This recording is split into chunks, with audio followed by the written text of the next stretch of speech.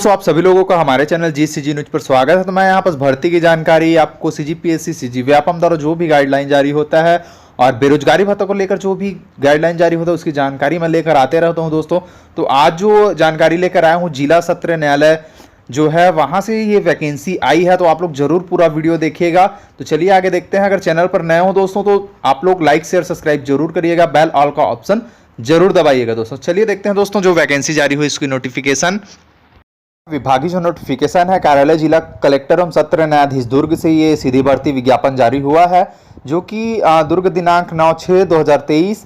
आवेदन पत्र प्रस्तुत करने की अंतिम तिथि है 26/6/2023 संध्या 5 बजे तक। तो आप लोग देखिएगा, ध्यान रखिएगा। और ये भर्ती किस पद पर निकली है ये भी मैं आपको बता देता हूँ।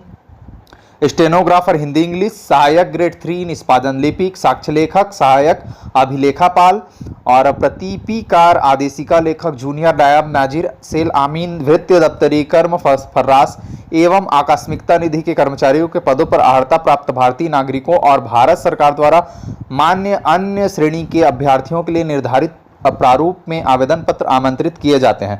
रिक्त पदों की संख्या भी दी गई है। पद नाम दिया गया है स्टेनोग्राफर हिंदी 11 पद, स्टेनोग्राफर अंग्रेजी 1 पद, सहायक ग्रेड 3 66 पद इसमें पूरा दिया गया है। महिलाओं की संख्या 5, दिव्यांग 6, भूतपूर्व सैनिक 7। देखो पूरा दिया गया है। तृतीय श्रेणी पद में और चतुर्थ श्रेणी पद में देख सकते हैं जो भित्त की दफ्तरी कम फर्रास योग 32 पद है इसमें। तो आप लोग देख सकते हो दोस्तों, अगर आप लोग भरोगे फॉर्म तो भर सकते हो। और आकस्मिकता निधि के कर्मचारी, आकस्मिकता निधि कलेक्टर दर पर इनका जो वेतनमान है वो दिया जाता है। इसमें भी देखो वाहन चालक के 2 पद है, लिफ्टमैन 1 पद, स्वीपर 3 पद, वाटरमैन 3 पद, चौकीदार 6 पद। तो टोटल योग है 15 पदों की दोस्तों। इसमें नोट की बात करें दोस्तों तो पदों की संख्या में किसी भी समय अथवा वृद्धि की जा सकती है। देखो दिया गया है महिला, दिव्यांग एवं भूतपूर्व सैनिकों के पद पर अनारक्षित है। यदि उक्त पद पर उक्त श्रेणी के योग्य उम्मीदवार नहीं पाए जाते तो उस श्रेणी के मुक्त पदों पर वरीयता के आधार पर चयन किया जाएगा। तो उसके बाद आगे देखते हैं। जो न्यायालय द्वारा जो गाइडलाइन जारी हुआ है उसका पालन किया जाएगा। भर्ती प्रक्रिया पर इस पर साफ तौर से दिया गया है। भर्ती की पात्रता एवं शर्तें देखते हैं। हिंदी जो स्टेनोग्राफर हिंदी के पद के लिए है, तो आप लोग ध्यान रखिएगा। यहाँ पर देखो इसमें किसी भी मान्यता प्राप्त विश्वविद्यालय से स्नातक परीक्षा उत्तीर्ण 45 वर्ष होना चाहिए, 45% अंकों से प्राप्त होना चाहिए। दूसरा अनारक्षित वालों के लिए है 40%। मध्य प्रदेश, छत्तीसगढ़ शीघ्र लेखन, मुद्रा लेखन मान्यता प्राप्त किसी भी बोर्ड द्वारा हिंदी शीघ्र लेखन परीक्षा उत्तीर्ण करने का प्रमाण पत्र आपके पास होना चाहिए दोस्तों। किसी विश्वविद्यालय या राज्य सरकार द्वारा जो मान्यता प्राप्त किसी संस्थान से diploma computer application DCA, Libre office, MS word तथा इंटरनेट कंप्यूटर न्यूनतम ज्ञान होना चाहिए। अभ्यर्थी कंप्यूटर हिंदी टाइपिंग की गति 5000 की डिप्रेशन प्रति घंटा होनी चाहिए। अगर आप में ये कौशल होगी दोस्तों तो जरूर भरिएगा फॉर्म। आगे देखते हैं स्टेनोग्राफर अंग्रेजी के पदों के लिए। इसमें भी आपको दिया गया है जो अनारक्षित वर्ग के लिए है 40% तथा अनारक्षित वर्ग के अभ्यर्थियों को 45% अंकों से स्नातक परीक्षा उत्तीर्ण करना जो किए होंगे उनके लिए है। और उसके बाद देखते हैं छत्तीसगढ़ मध्य प्रदेश शीघ्र लेखन तथा मुद्रा लेखन बोर्ड शासन द्वारा मध्य प्राप्त किसी अन्य समक्ष बोर्ड द्वारा अंग्रेजी शीघ्र लेखन उत्तीर्ण करने का प्रमाण पत्र इसमें मांगा गया है दोस्तों। तो आप लोग देख सकते हो DCA भी इसमें आपने किया होना चाहिए। जैसे इसमें बोला गया है MS वर्ड तथा इंटरनेट कंप्यूटर का न्यूनतम जो ज्ञान है वो होना चाहिए। आपके पास जो सर्टिफिकेट है डिप्लोमा कंप्यूटर का वो होना चाहिए। अभ्यर्थियों की कंप्यूटर में अंग्रेजी टाइपिंग की गति 5000 इसमें भी मांगा गया है प्रति घंटा के हिसाब से, आप लोग देख सकते हो। अब बात करते हैं सहायक ग्रेड 3 की दोस्तों। इसमें दिया गया है निष्पादन लिपिक, सहायक लेखक, अभिलेखापाल, प्रतिपिकार आदेशिका लेखक, जूनियर नायब नाजिर सेल आमीन के पद पर लिए जो भर्ती है उसका लिए गाइडलाइन जारी हुआ है। आप लोग देख सकते हो। वेतनमान छत्तीसगढ़ वेतन पुनरीक्षण नियम 2017 के अंतर्गत मैट्रिक लेवल 19,500 इसमें वेतनमान दिया गया है। इसमें भी बताया गया आपको विश्वविद्यालय द्वारा अनारक्षित वर्ग के अभ्यर्थियों के लिए न्यूनतम 40% तथा अनारक्षित वर्ग के अभ्यर्थियों के लिए 45% अंकों के साथ स्नातक परीक्षा उत्तीर्ण किया होना चाहिए। विश्वविद्यालय का जो स्नातक आप इसमें मांगा गया है। किसी विश्वविद्यालय द्वारा राज्य सरकार द्वारा इसमें भी डीसीए मांगा गया है दोस्तों। इंटरनेट कंप्यूटर का ज्ञान होना चाहिए, एमएस वर्ड ऑफिस का, और उसके बाद अभ्यर्थी कंप्यूटर में हिंदी टाइपिंग गति 5000 की डिप्रेशन के अनुसार होना चाहिए। इसमें भी कंप्यूटर का जो कौशल प्रशिक्षण ज्ञान है वो मांगा गया है। आगे देखते हैं भृत्य के पद के लिए वेतनमान छत्तीसगढ़ पुनरीक्षण 2017 के अंतर्गत इसमें लेवल 15,600 जो भित्ति के पद पर जो फॉर्म भरेंगे वो सिलेक्शन होते हैं उनको मिलेगा 15,600 वेतनमान इस पर दिया गया। आप लोग देख सकते हो किसी मान्यता प्राप्त बोर्ड स्कूल से कक्षा 5वीं की परीक्षा उत्तीर्ण होना अनिवार्य है। 12वीं से अधिक योग्यताधारी अभ्यर्थियों के आवेदन पत्र पर विचार नहीं किया जाएगा। इसमें साफ तौर से दिया गया है 5वीं से 12वीं तक जो भी अगर आप लोग पढ़ाई किए हो तो आप लोग वहां पर अप्लाई फॉर्म कर सकते हो दोस्तों। आगे देखते हैं आकस्मिकता निधि के पद के लिए कलेक्टर दुर्ग द्वारा निर्धारित दर पर ये जो भर्ती है वो इसमें दिया गया है। तो आप लोग देख सकते हो किसी मान्यता प्राप्त बोर्ड 5वीं कक्षा 5वीं परीक्षा उत्तीर्ण अनिवार्य 12वीं से अधिक योग्यताधारी अभ्यर्थी आवेदन पत्र पर विचार नहीं किया जाएगा। वाहन चालकों के पद हेतु अभ्यर्थियों के पास हल्के वाहन चलाने EMV का वैध एवं प्रभावी ड्राइविंग लाइसेंस होना अनिवार्य होना चाहिए। उसके बाद देखते हैं वाहन चालक, लिफ्टमैन, स्वीपर, वाटरमैन, चौकीदार के सभी कार्यों का अनुभव प्रमाण पत्र यदि उपलब्ध हो तो संकलन करें। आपके पास अगर होगा तो आप प्रमाण पत्र अटैच कर सकते हो दोस्तों। सभी अनुभव उम्मीदवारों को जो प्राथमिकता दी जाएगी जिन्होंने अनुभव का संबंध अधिकृत पदाधिकारी संस्था तथा प्रमाण पत्र आवेदन पत्र के साथ संकलन किया हो। यदि प्रमाण पत्र फर्जी पाए जाने पर ऐसे अभ्यर्थियों की सेवा तत्काल बिना किसी सूचना के समाप्त कर दी जाएगी। अगर आप फर्जी प्रमाण पत्र वहां पर लगाते हो तो आपका जो यहाँ पर दिया गया है बिना सूचना के आपको तत्काल वैधानिक कार्यवाही भी की जाएगी और आपको नौकरी से बर्खास्त कर दिया जाएगा। साफ दिया गया है, आप लोग देख सकते हो नोटिस बोर्ड पर। आयु सीमा की बात करें दोस्तों तो रोजगार कार्यालय से जीवित पंजीयन प्रमाण पत्र मांगा गया है। कोई भी उम्मीदवार किसी इसमें देखो दिया गया है कोई पुरुष अभ्यर्थी किसी एक से अधिक पत्नियां जीवित हों और कोई भी महिला अभ्यर्थी जिसने ऐसे व्यक्तियों द्वारा विवाह किया हो जिसकी पहले से एक पत्नी जीवित हो नियुक्ति का पात्र नहीं होगा। साफ तौर से दिया गया है प्रत्येक ऐसे अभ्यर्थी पात्र होंगे जिनकी आयु 1/1/2023 से 18 वर्ष से कम 30 वर्ष से अधिक ना हो, परंतु छत्तीसगढ़ के निवासियों के लिए ये 40 वर्ष होगी छूट के हिसाब से दोस्तों।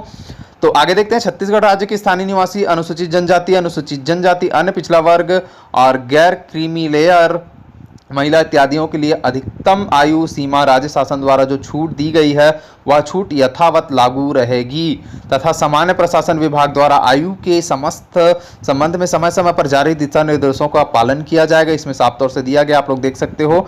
और सभी छूटों को मिलाकर अधिकतम 45 वर्ष से अधिक आपकी उम्र नहीं होनी चाहिए, साफ तौर से दिया गया है, आप लोग देख सकते हो। छत्तीसगढ़ के अन्य बाहर राज्यों से जो आवेदक अधिकतम आयु सीमा है वो 30 वर्ष होनी चाहिए। जो छत्तीसगढ़ से बाहरी जो राज्य हैं वहां से अगर कोई आवेदन करेगा तो उनकी जो उम्र है 30 वर्ष मांगी गई है।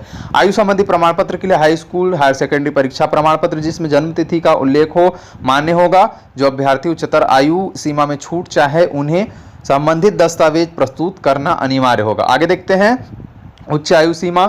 देखो इसमें पूरा डिटेल दिया गया है दोस्तों, आप लोग पढ़ सकते हो। आगे देखते हैं जो मेन पॉइंट है वो मैं आपको बता देता हूं। तो आगे चलते हैं दोस्तों, आप लोग इसको अच्छे से एक बार डिटेल इसका देख सकते हो, पढ़ भी सकते हो। आगे देखते हैं चयनित उम्मीदवारों को छत्तीसगढ़ शासन वित्त विभाग महानदी नवा रायपुर अटल नगर रायपुर के वित्तीय निर्देश क्रमांक नवा रायपुर अटल नगर दिनांक सामान्य प्रशासन विभाग मंत्रालय महानदी भवन अटल नगर दिनांक 28 जुलाई 2020 के अधिसूचना के आधार पर चयनित उम्मीदवारों की नियुक्ति 3 वर्ष की परीक्षावधि पर की जाएगी। उक्त परीक्षाविधि अवधि नियुक्ति सेवकों को निम्नानुसार स्टाइपेंड दे होगा। प्रथम वर्ष पर देखो वेतनमान रहेगा 70%, द्वितीय वर्ष पर रहेगा 80%, तृतीय वर्ष पर रहेगा 90%।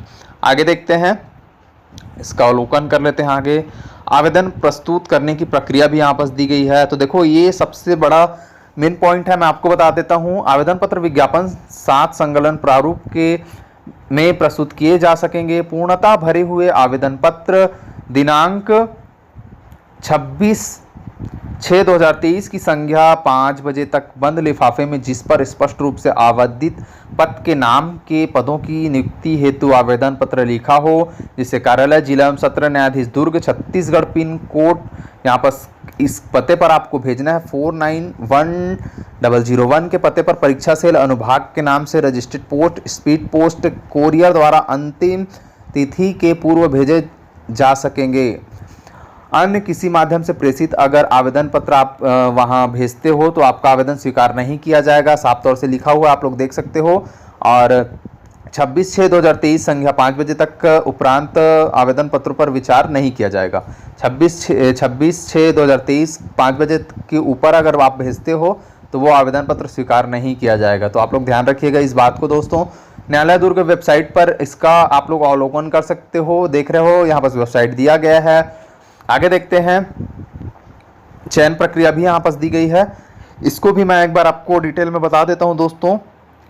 देखो स्टेनोग्राफर का यहाँ पर दिया गया है 30 गुना आवेदन प्राप्त होने पर सभी उम्मीदवारों को कौशल परीक्षा हेतु बुलाया जाएगा, किंतु रिक्त पदों की संख्या 30 गुना से अधिक में कम आवेदन पत्र जो 10वीं 12वीं एवं स्नातक परीक्षा में प्राप्त अंकों के औसत के आधार पर किया जाएगा। देखो यहाँ पर पूरा गाइडलाइन दिया गया है।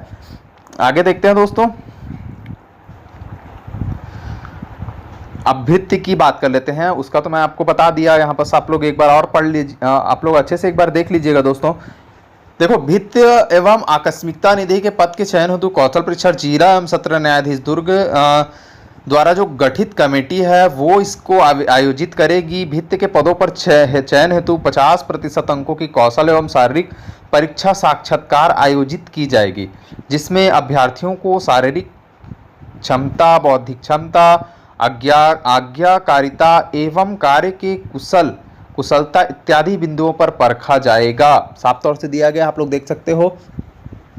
आगे देखते हैं, कौशल एवं शारीरिक परीक्षा साक्षात्कार एडमिट कार्ड जिला न्यायालय दुर्ग की वेबसाइट पर आप लोग देख सकते हो। यहाँ पर देखो वेबसाइट दिया गया है, वहां पर आप देख सकते हो। आगे देखते हैं, अभ्यर्थियों को प्राथमिकता दी जाएगी। यहाँ पर जन्म तिथि भी समान होने पर 5वीं परीक्षा में अंक पाने के उम्मीदवारों को वरीयता दी जाएगी। यदि 5वीं परीक्षा में भी समान अंक हो जाते हैं, वैसी स्थिति में चयन समिति अन्य आधार पर विचार करने का निर्णय स्वतंत्र होगी।